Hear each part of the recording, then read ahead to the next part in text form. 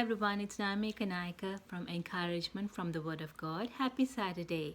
I don't want to take too much of your time, but today I want to talk to you about Leviticus chapter 26. In our group study, we are doing Leviticus these days, and we finished Leviticus. Now we've come to Numbers, but chapter 26 was really a chapter of God's blessings for those who are obedient. So today we are going to learn about a little bit of that chapter and what are the blessings and what do we have to do to get the blessings. So truly God, it was in the Old Testament and it is applying us for today as well. And God says, Leviticus chapter 26 verse 1, do not make idols or set up an image or sacred stone for yourself. Do not place a carved stone in your land to bow down before it. I am the Lord your God. It is in the Bible that it says, do not make idols or set up as an image or sacred stone for yourself. Do not make an idol. Do not make an image for yourself. Do not bow down to it. That is a command by God. Do not place a carved stone in your land or bow down to it, because God says, because I am the Lord. And he says, observe my Sabbaths and have reverence for my sanctuary. I am the Lord. The second command is saying to observe the Sabbath, observe Sunday, the day of the Lord, to have reverence for the day. And the next one he says is, if you follow all my decrees and careful to obey my commandments. He's saying to follow all his decrees and all his commandments. Now we have so much grace because of Jesus Christ, but still we have to obey his commandments. We have to follow according to his will, according to what he has said. Because if we love Jesus, we follow God's commands. Because we feel like a father and son's relationship. If the son loves the father, the son will obey the father. So the same way, we and our Father, we have a relationship as sons and daughters. And if we say we love Jesus, if we say we love God, we have to obey his commands. So today we're going to see the blessings that he gives us. The first one, he says, I will give you rain in the season. God will provide all our needs. Rain is a blessing those days for people who are farmers, who are in the fields, people who are in the desert. Rain is a blessing. So God is telling you and me that he will give us rain in the season, and the land shall yield its produce. God will yield our produce. God will give whatever we do will be successful.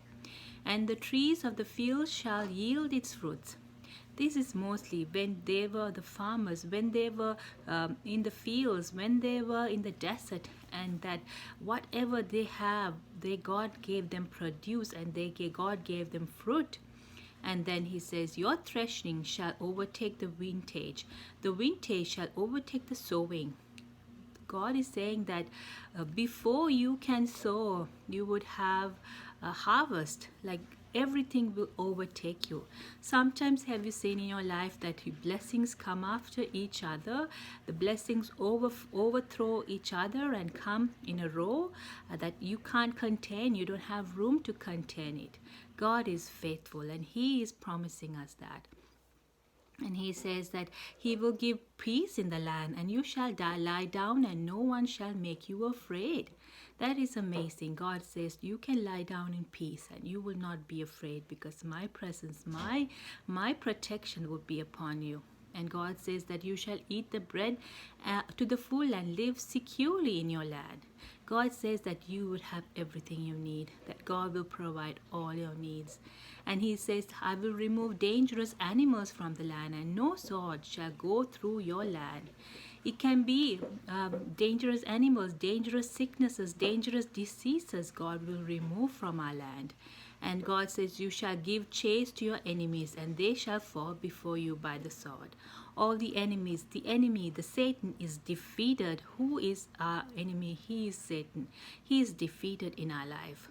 And he says, 5 of you shall chase 200, and 100 of you shall give chase to 10,000. Your enemies shall fall before you by the sword. I will look with favor upon you and make you fruitful and multiply you.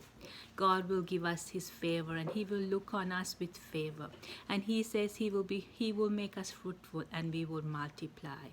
I will maintain my covenant with you. You shall eat all grain long stored. You shall have to clear out the old to make way for new. God will give you a supply, provide you everything you need. You would not have room to contain it. God is faithful. I will place my dwelling in your midst. I shall not abhor you. I will walk among you and will be your God, and you shall be my people. That is the best promise. He says that he will be with us. His presence will be with us, and he will walk with us, and that he will be our people, and we will be his people, and he will be our God. We will be his people, and he will be our God. That is truly that's happening now with Jesus came to our lives. Holy Spirit lives amongst us. He is in our spirit. He is inside of us, and he is living with us. He's walking with us. He is helping us. He's directing us. Such a blessing that God is giving to his children. But remember, we have to be obedient to his commands, obedient to his decrees. And what he says is, do not bow down to any image. Do not have any engraved image or anything that you bow down to in your land. God is faithful. And he says, the other command that he says is to keep the Sabbath day holy and to follow his decrees. He has every one of us, when we have accepted Jesus into our hearts, Holy Spirit will convince us. If we fall into temptation, Holy Spirit will tell us, do not fall into temptation. This is not right. God, Holy Spirit will convict us so that we will not fall into temptation. And he has promised all these blessings to us. I hope you are blessed by reading this with me today. So if you have time, read Leviticus chapter 26. It's a beautiful chapter with a great promise for people, a reward for people who have obedience, people who will obey God. So let's pray together. Father, we come to you. Lord, we are your children. As the children obey the parents, Lord, we want to obey you, our Father.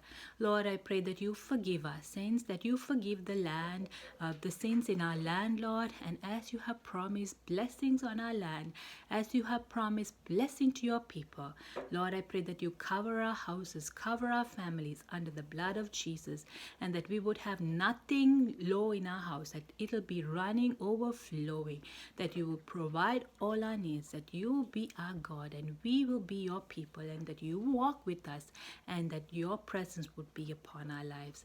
Lord, I pray that you touch everyone who's listening today and their families and their loved ones. Lord, I pray for anyone who doesn't know you.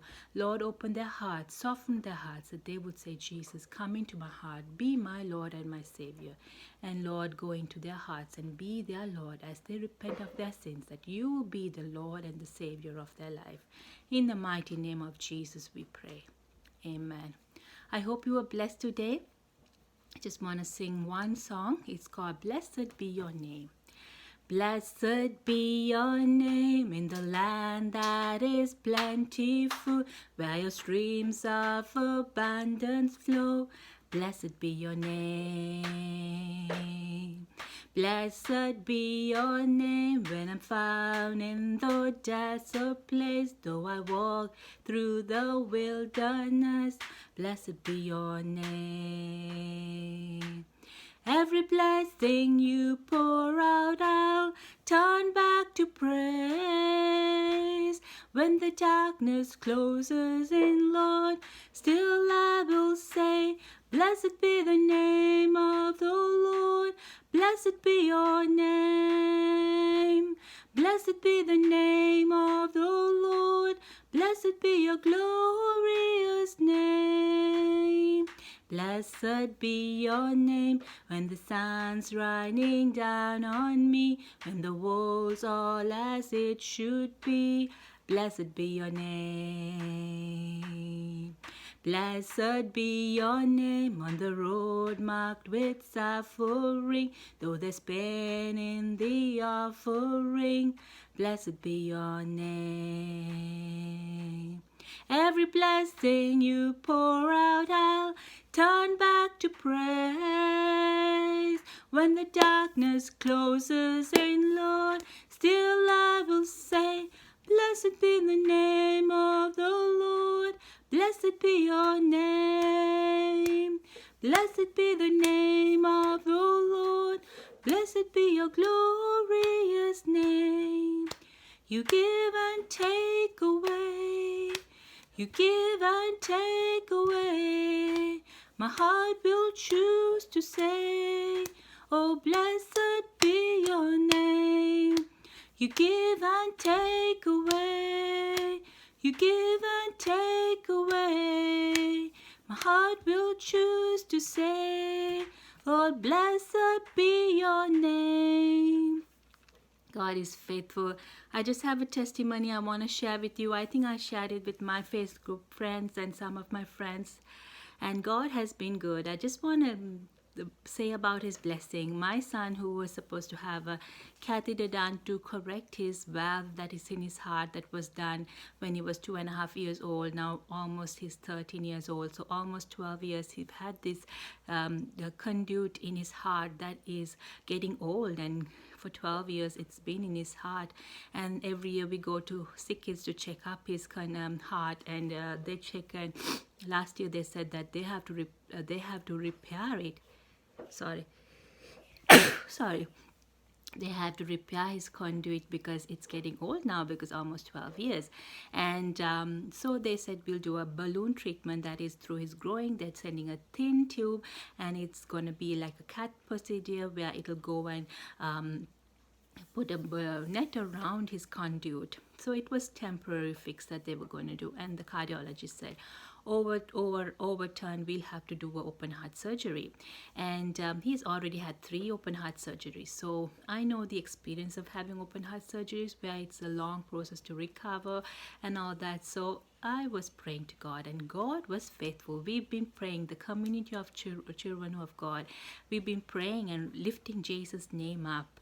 And the procedure was postponed, first because he had a cavity in his teeth that they wanted it filled before the procedure.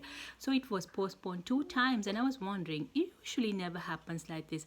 Usually God gives us favor, and right when we want something, it gets it done right away. And I was wondering, what's happening? Why is this delay, and why is it? Because I've already packed my bags to stay overnight, and we plan everything, and every week it's been postponed. But God knew the right time. God saw everything. The picture of God is He knows the future. He knows tomorrow.